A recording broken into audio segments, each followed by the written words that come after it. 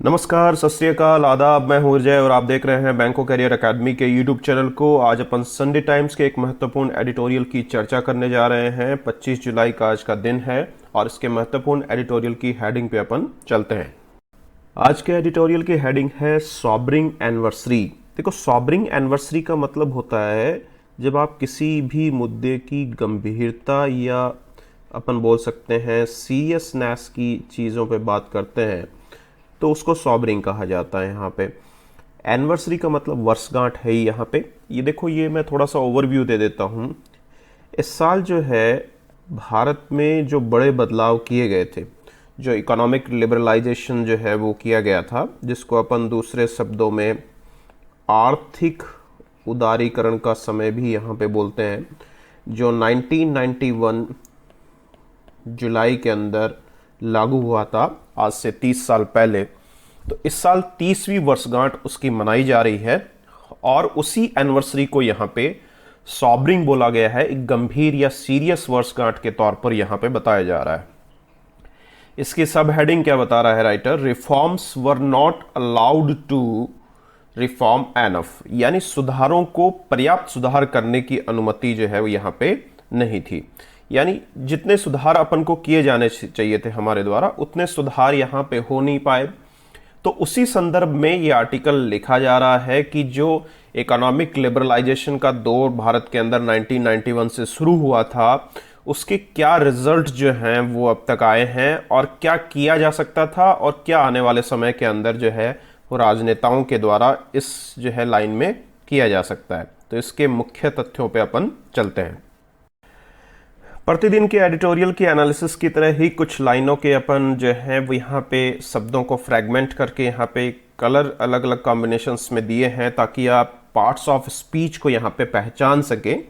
जितने भी यहाँ पे ग्रीन कलर के अंदर दिए गए हैं वो या तो नाउन हो सकते हैं, प्रोनाउन हो सकते हैं, नाउन या प्रोनाउन फ्रेजेस हो सकती हैं। जैसे 30 ईयर्स है, इंडिया है, वर्जन है, सोशलिज्म है, रेस्ट, हिस्ट्री, इट, हिस्ट्री। इसी तरीके से दैट भी यहाँ पे जो है वो किसका काम कर रहा है? प्रोनाउन के तौर पर यहाँ पे काम कर रहा है।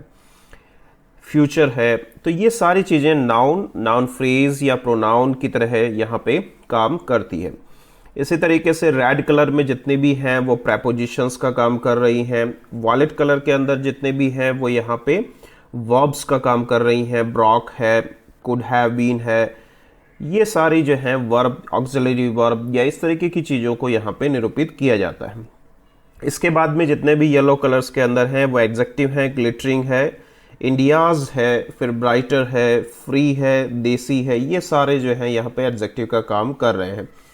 ब्लू कलर के अंदर जो है यहाँ पे कंजक्शंस है, जैसे एंड है, बट है, ये कंजक्शंस का काम यहाँ पे कर रहे हैं।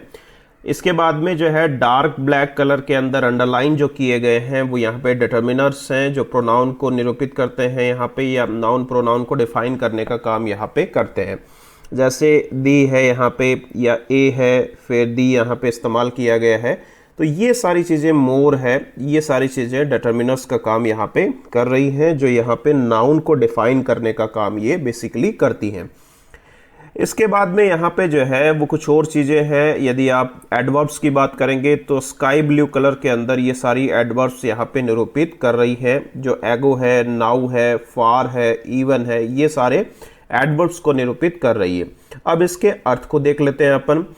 30 ईयर्स एगो, लगभग 30 साल पहले जो है, तो उसी की अपन बात की थी अपन ने शुरू में कि 30 साल पहले India Brock free from the देसी वर्जन ऑफ सोशलिज्म, यानी भारत जो है समाजवाद का जो देसी वर्जन था उससे जो है वो वहाँ पे मुक्त हुआ था, उसके बारे में यहाँ पे बताया गया है।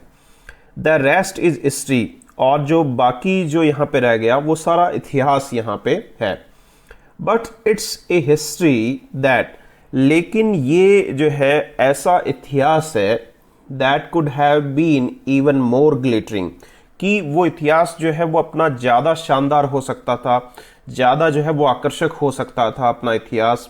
India's future now could have been far brighter, और भारत का जो भविष्य है वो यहाँ पे और भी ज़्यादा जो है वो उज्जवल हो सकता था तो यहाँ पे राइटर यही बोलना चाह रहा है कि जो समाजवाद की जो परिभाषा जो थी, देसी वर्जन जो था, उससे जो अपन मुक्त हुए थे 30 साल पहले, जो एक हिस्ट्री के तौर पर है यहाँ पे, लेकिन वो हिस्ट्री ज़्यादा जो है वो शानदार हो सकती थी, ज़्यादा चमक भरी हो सकती थी, भारत का भविष्य और ज़्यादा उज्जवल हो सकता था, ऐसी बात वो यहाँ पे बोलना चाह रहा है। इसके बाद में आगे चलते हैं।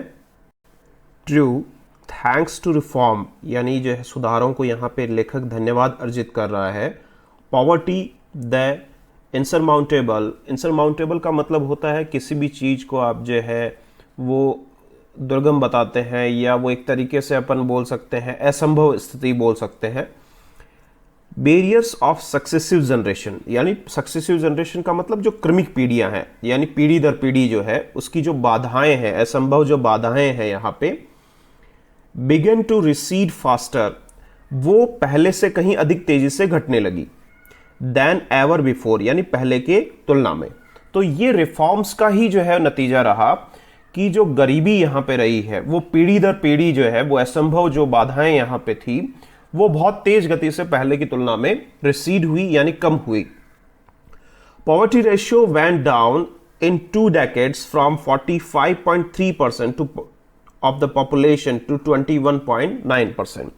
अब गरीबी का जो रेशियो है, अनुपात जो है, वेंट डाउन, वो कम हुआ जो है 2 दशकों के अंदर। 2 decades का मतलब 2 दशकों के अंदर कितने परसेंट से कितने परसेंट पे चला गया? ये 45.3% से जो है वो घटकर ये 21.9% पर आ गया, यानी गरीबी जो है वो कम हुई इन रिफॉर्म्स के माध्यम से।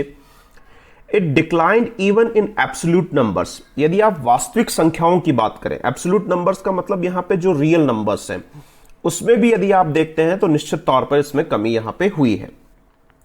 We are today discernibly better off, और हम जो वर्तमान के अंदर हैं वो स्पष्ट तौर पर बेहतर अवस्था के अंदर है। बेटर ऑफ का मतलब बेहतर अवस्था के अंदर है, यानी बेहतर स्थिति के अंदर है। डिसर्नेबली का मतलब होता है यहां पे स्पष्ट तौर पर। But did we do well enough, लेकिन लेखक यहां पे क्या बोलना चाह रहा है कि भाई क्या अपन ने जो है वो पर्याप्त बेहतर किया था वहां पे, यानी अपन ने अच्छा तो किया है लेकिन जितनी जरूरत हमको जो है उस चीज में जो है वो आगे बढ़ने की थी या सुधारों की थी, क्या अपन उतना कर पाए वहां पे? Not by a long shot, और एक लॉन्ग शॉट से जो है वो ये चीजें नहीं हुई, यानी एक दीर्घकालीन तौर पर या एक जो बड़ी छलांग हमें लगानी चाहिए थी उस तौर पर ये चीजें जो हैं वो शॉर्ट के तौर पर नहीं देखी गई हैं, उस तरीके के सुधार यहां पे नहीं हुए हैं। China is the inevitable benchmark, अब जो चाइना अपना पड़ोसी देश जो है वो इनएविटेबल बेंचमार्क है, एक लाजमी जो है वो स्टैंडर्ड है, एक बेंचमार्क है जिसके सापेक्ष अपन अपने देश की तुलना कर रहे हैं। In the first 30 years of its economic opening up, जब उसने अपने आर्थिक दरवाजे खोले थे जो है उसमें पहले 30 सालों के अंदर वहां पे क्या स्थिति थी और अपने देश की क्या स्थिति है वो अपन देख रहे हैं अब। इट्स इन्फ्लेशन एडजस्टेड जीडीपी, यानी मुद्रास्फीति, यानी महंगाई को जब आप जीडीपी से एडजस्ट करेंगे तो वो जीडीपी वहां पे 17 गुना जो है भारत से अपन यदि तुलना करें या उसके पहले के आंकड़ों की तुलना में करें तो वहां पे वो 17 गुना बढ़ी वो जीडीपी। लेकिन इंडियाज इन कॉन्ट्रास्ट, लेकिन भारत की जो इंडिया की जो यहाँ पे इसके विपरीत जो जीडीपी रही है सॉ ए 5-fold ग्रोथ, केवल 5 गुना ग्रोथ ही उसके अंदर 30 सालों के अंदर देखी गई। जबकि चाइना के अंदर जब उनके आर्थिक दरवाजे लिबरलाइजेशन का दौर वहां पे आया था तब वो लिबरलाइजेशन की वजह से, उदारीकरण की वजह से 17 गुना जीडीपी बढ़ी, लेकिन भारत में तो ये जो है वो बढ़ोतरी सिर्फ 5 गुना ही हो पाई।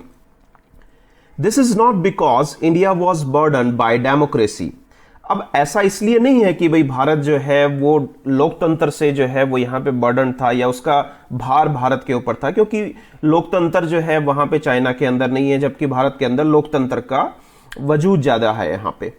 Voters have repeatedly rewarded governments that brought about a material change in their lives, अब जो वोट देने वाले हैं हमारे लोकतंत्र के अंदर, भारत के अंदर जो लोग वोट दे रहे हैं उन्होंने लगातार उन सरकारों को जो है रिवॉर्ड का मतलब जिताया है ना, वोट देके उनको जो है वो सम्मानित किया है बार बार।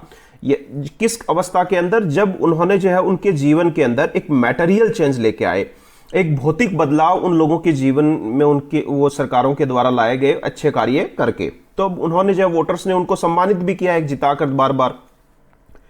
इंडीड वस्तुतः या वास्तव में देयर इज सम एविडेंस, यहां पे जो है वो कुछ प्रमाण है दैट की इनकम्बेंट्स का मतलब होता है जो सत्ताधारी सरकारें हैं, मौजूदा जो सरकारें हैं, रिटेन पावर, उन्होंने जो है वो रिटेन किया, सत्ता जो है रिटेन की वहां पे वैन जब द सीक री इलेक्शन, जब वो पुनर्चुनाव को जो है वो चाहते थे, at times of relatively high growth, जब वो उच्च ग्रोथ के अंदर सापेक्षिक तौर पर जो है वो री इलेक्शन जब चाहते थे, तब भी उनको जो है वो सत्ता के अंदर वहां पे जो है वो उन्होंने रिटेन की, यानी अपनी सत्ता जो है बरकरार रखी।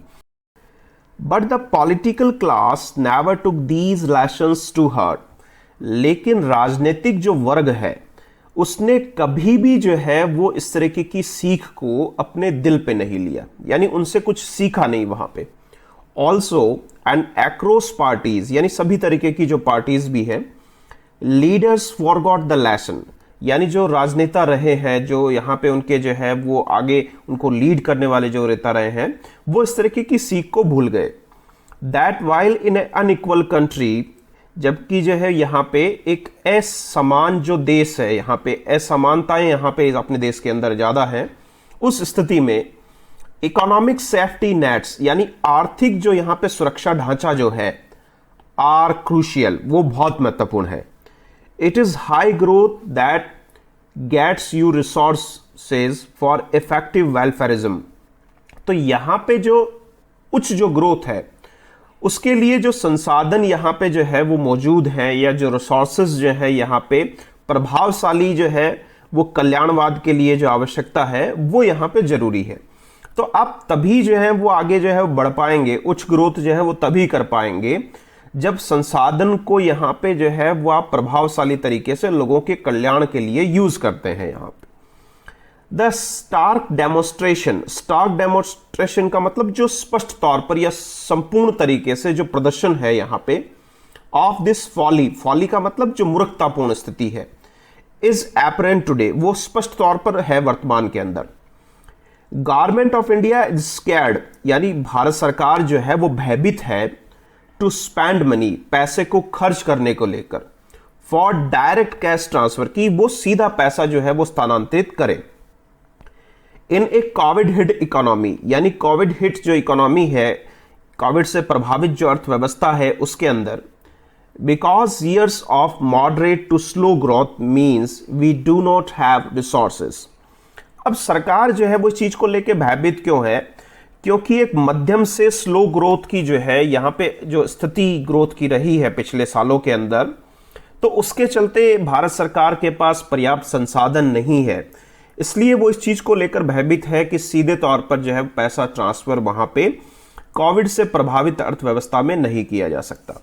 तो यहां पे कहने का मतलब यही है कि सरकार के ऊपर जो विपक्ष लगातार बोल रहा है कि भाई आप डायरेक्ट कैश ट्रांसफर कीजिए, जैसे नरेगा में होता है उस तरीके का कैश ट्रांसफर प्रत्येक नागरिक तक दीजिए, तब इकोनॉमी को बूम मिलेगा। लेकिन सरकार के सामने यहां पे सबसे बड़ी चुनौती यही है कि उनके पास पर्याप्त इस चीज को लेकर रिसोर्सेज नहीं है, वो ऐसा नहीं कर पाते, उनके पास पर्याप्त धन इन चीजों को करने के लिए नहीं है।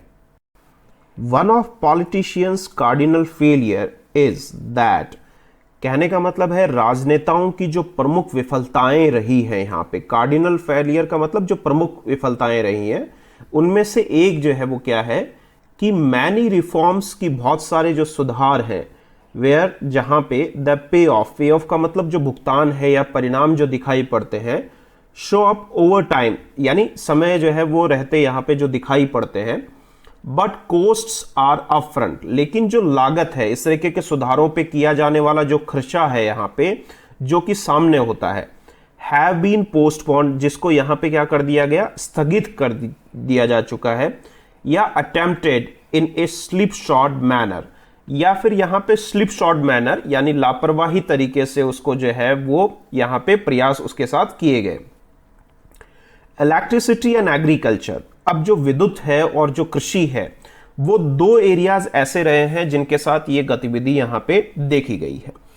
30 years आफ्टर रिफॉर्म बिगेन, यानी जब रिफॉर्म सुधार हुए थे, यानी जो सुधार यहां पे किया गया था इकोनॉमी के अंदर 1991 से, उसके 30 साल बाद में the power sector is a horrible mess, यानी जो विद्युत जो सेक्टर है, पावर सेक्टर जो है, ऊर्जा का जो क्षेत्र है, वो एक बहुत ही भयानक गड़बड़ी के अंदर है। हॉरिबल मैस का मतलब भयानक गड़बड़ी के अंदर है। एंड रिच फार्मर्स, और जो धनवान जो किसान है, आर होल्डिंग द गवर्नमेंट्स, यानी वो सरकार को यहां पे जो है उन्होंने पकड़ रखा है। टू रैंसम, रैंसम का मतलब होता है एक तरीके से पैसा देना या कंपनसेशन देना, यहां पे मुआवजा देना। टू कंटिन्यू, यानी उसको लगातार बनाए रखने के लिए। एंड एक्सपेंसिव, एक्सपेंसिव यानी बहुत ज्यादा वो महंगा है। एंड इनएफिशिएंट, अप्रभावशाली है यहां पे। प्राइस सपोर्ट सिस्टम, यानी एक तरीके से जो मूल्य समर्थन प्रणाली जो है, वो एक तरीके से उसके लिए जो पैसे वाले किसान है उन्होंने सरकार को एक तरीके से जकड़ रखा है। दैट्स ए सॉबरिंग एनिवर्सरी थॉट, और ये एक गंभीर जो वर्षगांठ है यहां पे, उसकी सोच है, यहां पे गंभीर वर्षगांठ की सोच है, महत्वपूर्ण वर्षगांठ के तौर पर ये सोच है जो लिबरलाइजेशन के दौर के बाद में यहां पे लेखक ने अपने शब्दों के अंदर यहां पे इस आर्टिकल के अंदर बयां की है। तो ये पूरा एडिटोरियल था जो अपन ने देखा कि किस तरीके से 1991 के डॉक्टर मनमोहन सिंह के जो रिफॉर्म्स लाए गए थे, उसके बाद से क्या हालात देश के अंदर रहे। चाइना की तुलना में अपन जो है बहुत कम ग्रो कर पाए। यहाँ पे एक डेमोक्रेसी का जो यहाँ पे बहाना किया जा रहा था कि शायद उसकी वजह से ऐसा हुआ है, लेकिन वो कहीं कारण यहाँ पे दिखाई नहीं पड़ रहा। अब इसी एडिटोरियल से जुड़े हुए कुछ सिनोनिम्स को जो है मैच पॉइंट के माध्यम से अपन सॉल्व करने का प्रयास करेंगे। यहां का पहला शब्द है मैस। मैस का मतलब एक तरीके से गड़बड़ है, डिसऑर्डर है यहां पे, तो डिसऑर्डर उसी से जुड़ा हुआ शब्द है। स्लिप सॉर्ड का मतलब यहां पे जो है वो होता है लापरवाही, तो केयरलेस अपन इसको बोल सकते हैं। कार्डिनल का मतलब यहां पे जो है वो क्या होता है, कार्डिनल अपन बोलते हैं इंपॉर्टेंट चीज को, महत्वपूर्ण जो अवस्था होती है उसके लिए अपन कार्डिनल यहां पे इस्तेमाल करते हैं। सॉबरिंग, सॉबरिंग अपन जो है वो किसको बोलेंगे यहाँ पे, जो गंभीर स्थिति है ना, सीरियसनेस किसी चीज को लेकर है यहाँ पे। रिफॉर्म्स का मतलब सुधार है, तो अमेंड इसको अपन जो है वो बोल सकते हैं यहाँ पे। इंसरमाउंटेबल का मतलब होता है यहाँ पे, जब आप इंसरमाउंटेबल की बात करते हैं तो इसका मतलब होता है असंभव स्थिति, इम्पॉसिबल यहाँ पे कहा जा सकता है। रिसीट का मतलब जो है यहाँ पे कम कर देना, तो इसको विड्रॉ करना भी यहाँ पे बोल सकते हैं, तो विड्रॉ करना इसके लिए यूज किया जा सकता है। डिसर्नेबल का मतलब होता है जो जानकारी में है, नॉलेजेबल है, तो उसके लिए अपन यूज कर सकते हैं यहाँ पे।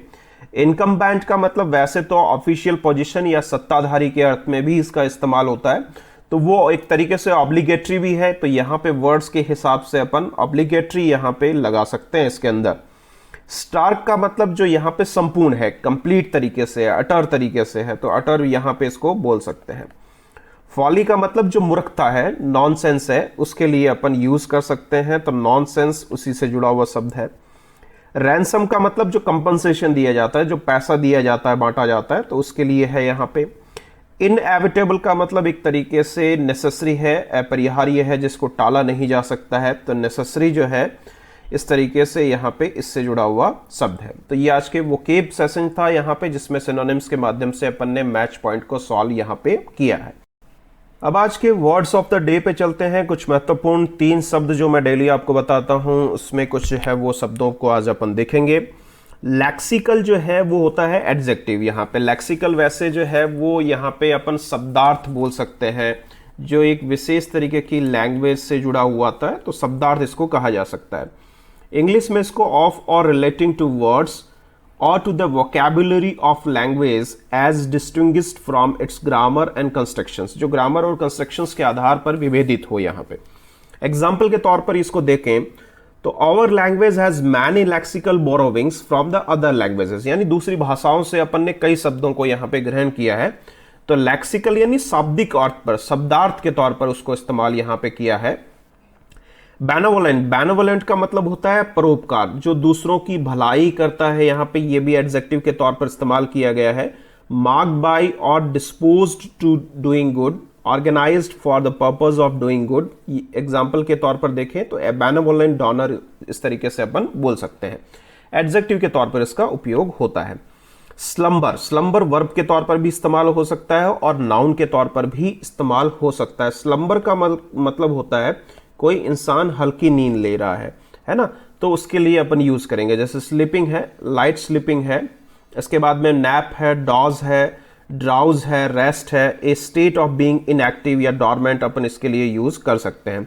एग्जाम्पल के तौर पर अपन देखना चाहें तो the older 3 girls are still slumbering peacefully, तो हल्की नींद या आराम की अवस्था को अपन जो है वो यहां पे स्लम्बर कहते हैं। अब आज के ग्रामर कंसेप्ट को देख लेते हैं अपन। आज का अपना ग्रामर कंसेप्ट कंपैरेटिव डिग्री से जुड़ा हुआ है, जिसमें अपन कंपैरिजन करते हैं, एक व्यक्ति का दूसरे व्यक्ति से कंपैरिजन किया जाता है, चीजों का कंपैरिजन करते हैं, तो ये एडजेक्टिव के तौर पर मोस्टली उपयोग में आता है।